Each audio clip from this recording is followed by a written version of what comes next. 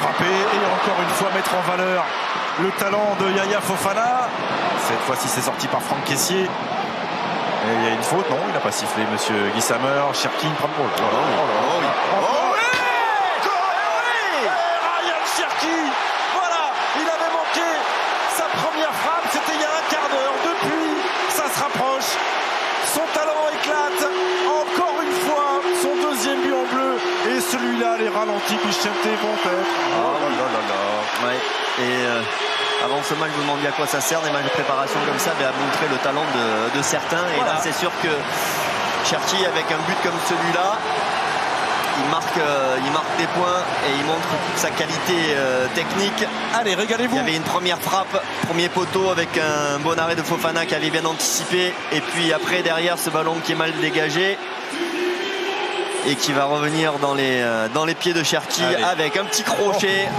Et puis derrière, frappe pied droit. Donc ça, c'est la première.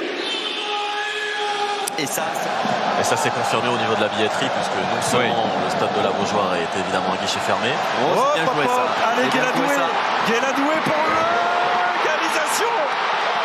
Oh, quel beau symbole de voir le Strasbourgeois permettre aux éléphants de recoller après 7 minutes en seconde période.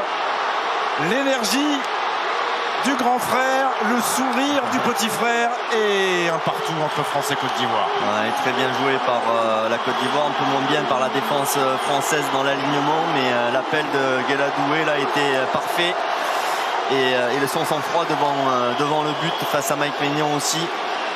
On va le voir, hein, il arrive de son côté droit, il n'y a pas de position de hors-jeu.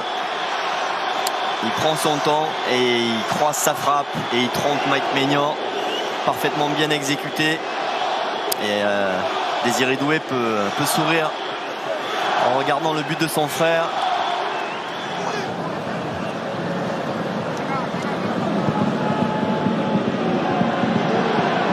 Et Nicolas Pépé sur le côté droit avec Guéladoué pour le centre. Oh, c'est magnifique! C'est magnifique pour la frappe terminale d'Amad Diallo. Et pour l'instant, la victoire qui se dessine pour les éléphants de Côte d'Ivoire. 84e minute. Et 3 joueurs de suite qui réussissent parfaitement un geste. Ça aboutit le plus souvent au très haut niveau à la sanction finale et au geste magnifique de l'attaquant de Manchester United. Ça fait 2-1 pour les éléphants.